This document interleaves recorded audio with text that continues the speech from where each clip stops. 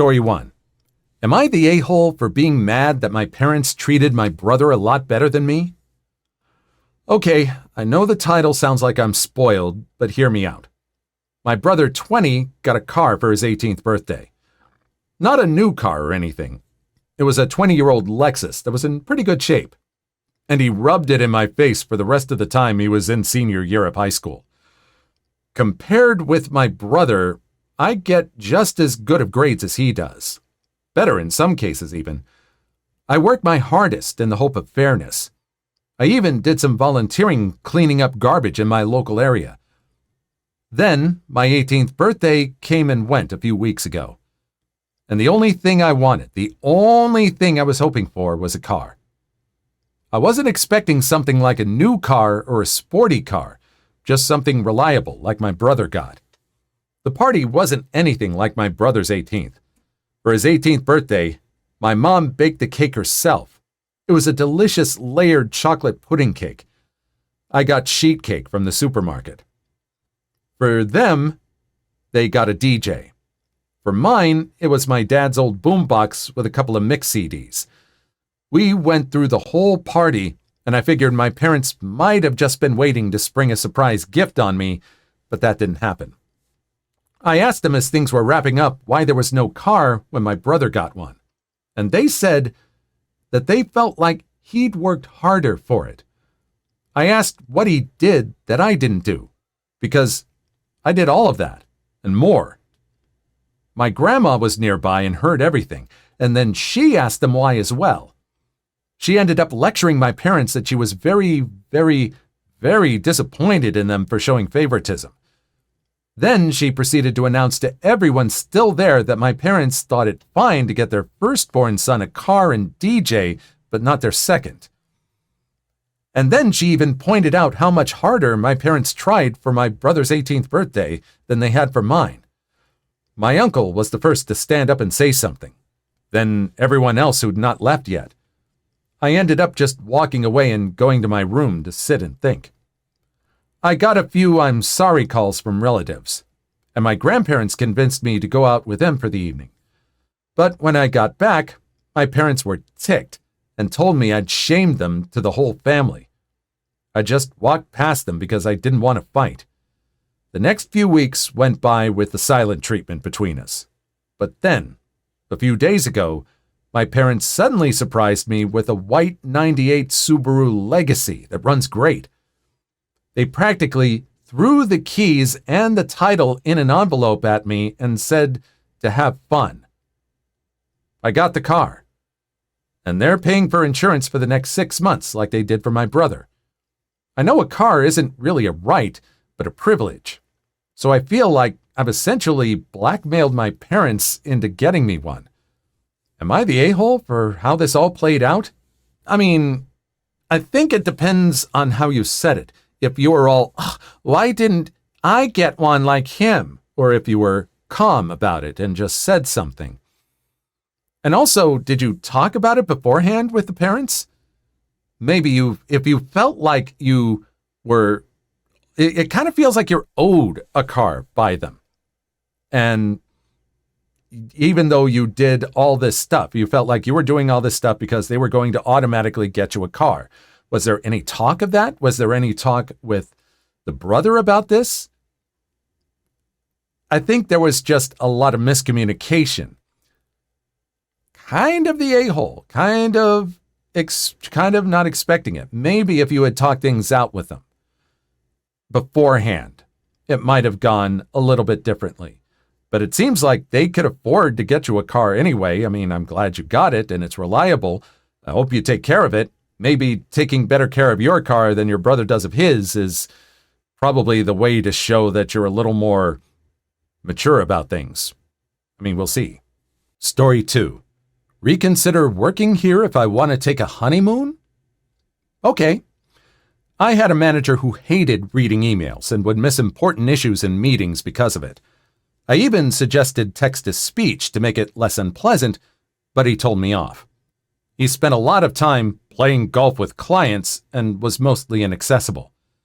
It got to the point where most of the team CC'd me. I was next on the totem pole, so I could grant approvals for stuff like expense reports and help out on projects my manager was supposed to work on.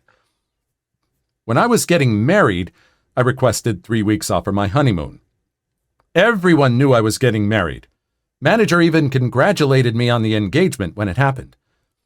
I had 5 weeks of vacation accumulated and didn't think it would be a big deal, especially since I was requesting it nearly about 8 weeks in advance. Then, a vacation request denied email comes in from our time off system. I emailed the manager following up, left voicemails, and after a week he finally replied to an email. Look, we need dedicated people. If you think you can take 3 weeks off for a vacation, you need to reconsider your position here. Keep in mind, my request stated vacation request for a honeymoon. I replied with, no consideration needed. My last day will be date in 3 weeks. Let me know about transitioning duties. I forward this to HR, the CCing manager, and HR set up my exit interview. But HR tells my manager to set up a transition for my responsibilities. During my notice period, I even replied to this email twice, asking about transition plans, since I didn't get a transition plan.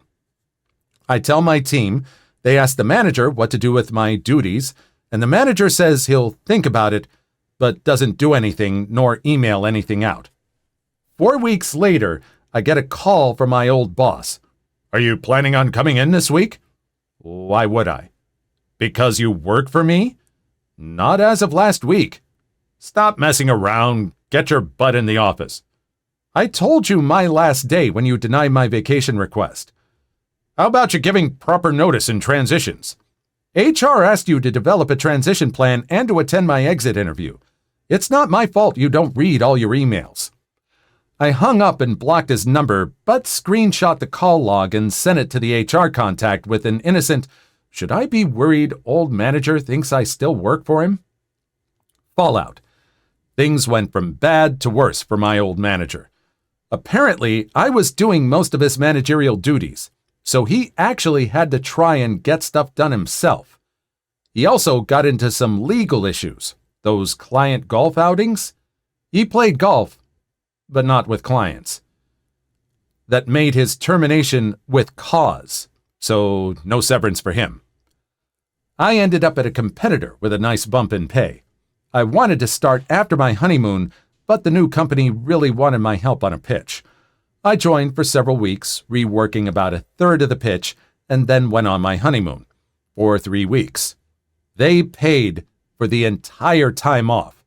That garnered a lot of goodwill from both me and my wife. I only left the company because Mrs. and I moved cross-country and they didn't have remote positions back then. I don't have all the details, but now the old manager had to hire lawyers to deal with legal issues related to his dismissal and the expenses. Clarification, this happened in the late 2000s. Mrs. and I are still married. Yeah, you know the reason why that vacation was denied, and with the manager strong-arming him, because this guy was doing all of his duties and this guy wanted to keep getting paid to play golf with not clients. You know that's what it is. So this guy just did nothing wrong, and thankfully for our storyteller, it was painless. Story 3. Can you please not apply to Cornell? My son wants to apply there too. So this is a story that happened to my friend this year, and I am honestly so shocked by this. So basically, my friend is a regular good student at school, has amazing after-school activities, and is student government president. She also has a perfect SAT score. It's been my friend's dream to go to Cornell. Both her parents went, and she has been in love with it for years. Now, enter entitled mom and entitled son.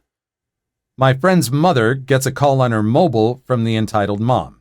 Basically, it goes like this. Entitled mom. Hi, are you friend's mom? Friend's mom. Yes, what do you need? Entitled mom. Friend is applying to Cornell, early decision, right? Friend's mom. Yes, she is. Why? Entitled mom. Can she please withdraw her application? My son is applying there and we want there to be less competition for him. Friend's mom. If you agree to pay my daughter's full tuition whenever she goes, sure. Entitled Mom, excuse me? My friend's mom just hung up on her. My friend is still applying to Cornell. Hopefully she gets in rather than this entitled mom spawn. Considering we all remember the scandals about people paying to have their kids get into college. This is just, I'm glad someone is applying and hopefully getting in on their own merit. I really hope they do get in. I don't know how many other people this entitled mom called to try and get other people to bow out to give their son a better chance. Like, for why? For what reason? I mean, the kid probably slacked through school, unlike this person's mom, this person's friend. Story 4. A girl is planning to claim I am the father of her baby when we were never intimate. I've been living in a foster home since January 18. I turned 15 in March. The foster parent, if you want to call her that, is a woman with a weight and alcohol problem who loves to yell. She blames me for getting her daughter pregnant, who is 22 and lives there. I've never been intimate with her, and I would choose being unalive if it were a choice between that and being intimate with her. Unless she somehow physically violated me without me remembering it, it's not mine. But she's going to put me down as the father anyway. The foster parent claims teenage boys can't control their hormones, so it must have been me. I can't afford a lawyer to fight this in court. I said I would go to the doctor with her and get a paternity test, and she thinks I will falsify it by giving someone else's semen sample. She is trying to gaslight me into believing something that never happened, probably because the real father is a real loser like her. This is supposed to be the support system that helps people. And where is this person going to turn to? And I know there's going to be a whole big old civil war in the comments regarding this situation. There are a lot of laws that really defame both men and women. Yes, there are some sad instances where a woman can just write down a father's name and without them even knowing, and all of a sudden it's a big legal battle. It's just the whole system is just borked anyway. And it's just a way for people to sort of tag responsibility on other people and not on themselves. Please like and subscribe if you made it this far. I hope you'll enjoy the rest of the video and have a wonderful day. Story 5. Am I the a-hole for refusing to pay for my boyfriend's food and his birthday and getting him banned from a restaurant? I, 18 female, have been dating my boyfriend John, 20 male, for a little under a year. We have a pretty toxic-free relationship, but there's quite a bit of tension when it comes to me being vegetarian. I've been vegetarian since 11, and I have strict morals about it. The one thing John has a problem with is me refusing to spend my money on meat. Ever since I started making my own money, I swore to myself that I would never spend a cent of it on meat. On our dates, we usually split the bill, and sometimes he pays for it all. I told him if he orders something meat-free, I'd happily pay for both of us, but he never does. When he pays for my food, it's when I've spent money on the activity. Normally, concerts and festivals. That's me paying about 120 plus euros on tickets and him spending maybe 50 euros on food. His birthday was a few days ago and we went out for dinner at his favorite fancy restaurant. He got the most expensive steak they had, along with a side salad and a bottle of wine. When we finished our food, I asked the waiter to split the bill, and John looked at me shocked. He asked if I was joking, and I said no. Then he told me he thought I was going to pay since it was his birthday and he didn't budget for the meal. I asked him why he thought I'd pay since I've been very clear about my rule, but he couldn't give me a reason other than it being his birthday. I told him I'd pay for the wine and the side salad, but he'd need to pay for the steak. He was furious with me and stormed off to the bathroom. I paid for my meal, the wine, and the salad and waited for him to come back. He didn't. After waiting for 20 minutes, I left. I found him sitting on a bench near where we parked the car. I asked him why he left and reminded him he needed to pay. He looked shocked when I said that and asked me if I didn't pay. I told him I paid for everything but the meat, and he lost it. He started yelling at me, telling me I was selfish, that I needed to grow up. I stayed calm and told him he needed to go back and pay. He scoffed and walked away. I ended up driving home without him. Now he's saying it's my fault that he can't show his face in his favorite restaurant since he dined and ditched. It's a pretty small restaurant, so he'd 100% be recognized and kicked out. So am I the a-hole? It's his birthday, and I realize your stance on not wanting to pay for meat. It's kind of a jerkish thing to not cover when it's someone's birthday. But you're completely not the a-hole. If you're firm about your stance and you let him know ahead of time, that's one thing. And he should know. He shouldn't just assume. He stormed off. He's the one that basically dined and dashed and got kicked out. No, you're not the a-hole for just being specific about this. Maybe communicate a little more. I mean, you've only been seeing each other for about a year, but you should be able to communicate a little better than this. Story 6. Won't cancel my internet unless you're unable to provide service? Okay. So when I was living in the city, I had a contract with my internet provider, Rogers for my fellow Canadians. After a year in my apartment, I decided to move in with my then boyfriend, now husband, on a farm. A farm on a dirt road in the middle of nowhere.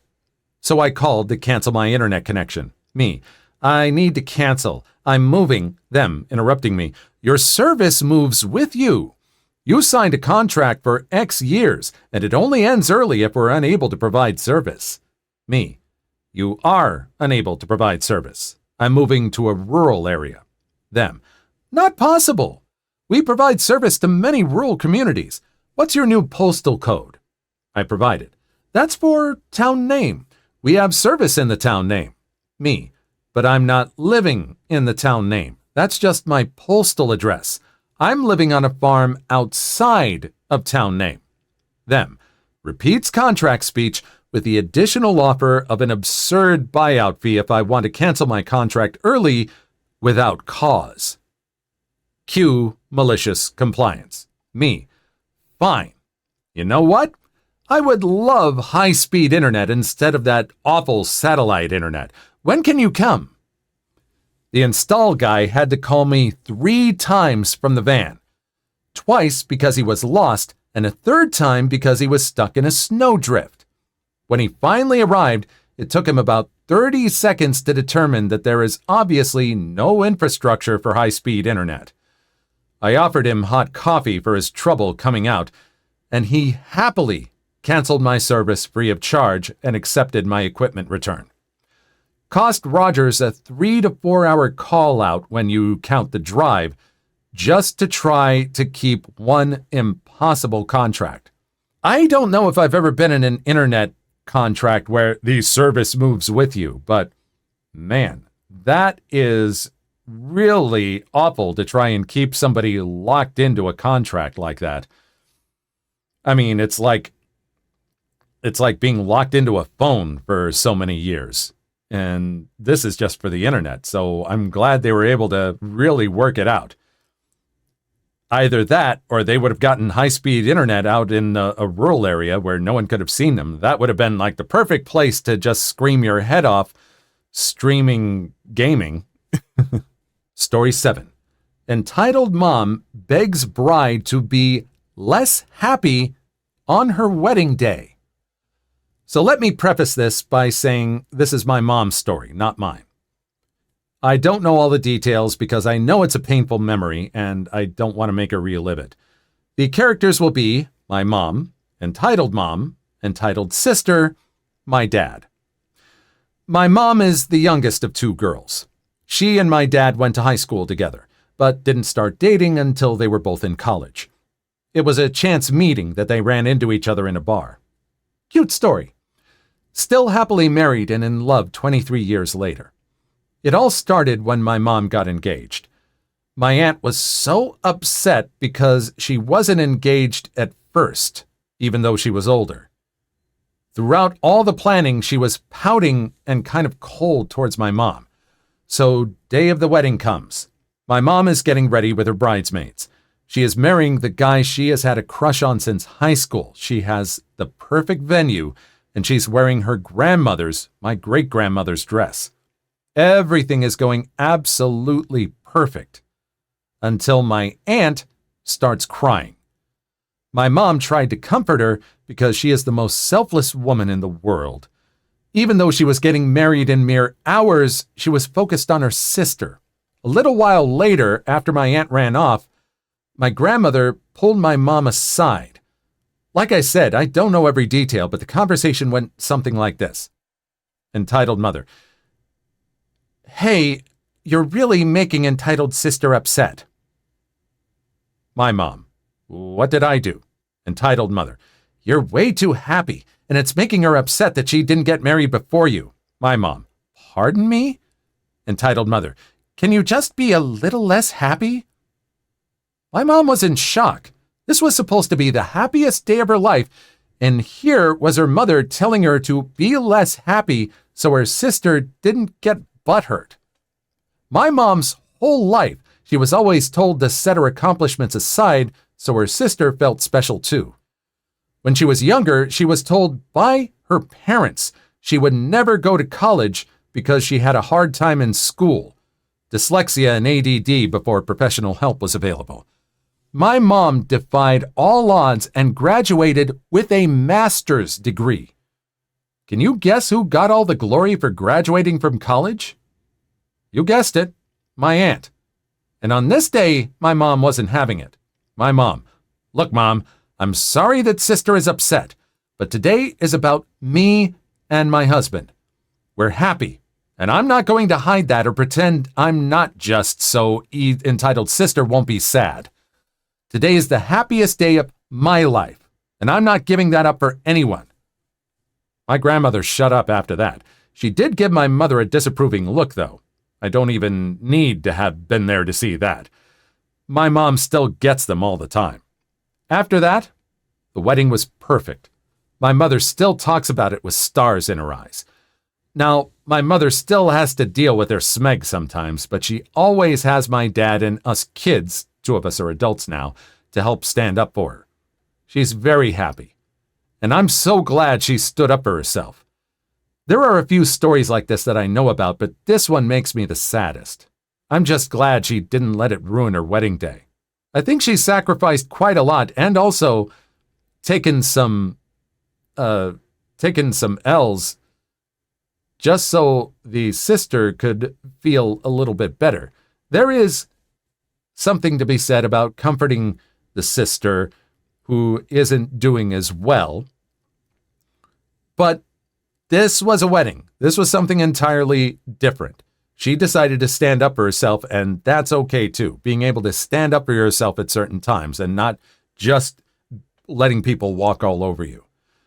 And it worked. And she's able to summon that from time to time now, it seems, and I'm glad that happens.